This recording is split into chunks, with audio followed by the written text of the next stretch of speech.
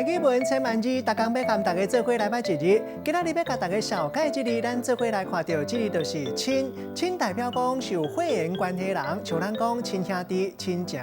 另外，这个亲嘛有亲近、亲密的意思，像讲爸仔囝真亲。若是家己做一项代志，咱就讲是亲亲。若讲婚事，古早讲是求亲。另外，爸音读做青或者是青，带大家做伙来小解两个词。头一个照汉字来讲，会当读做亲情或者是亲情。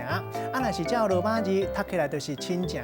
亲情意思头前讲到，就是有血缘关系人。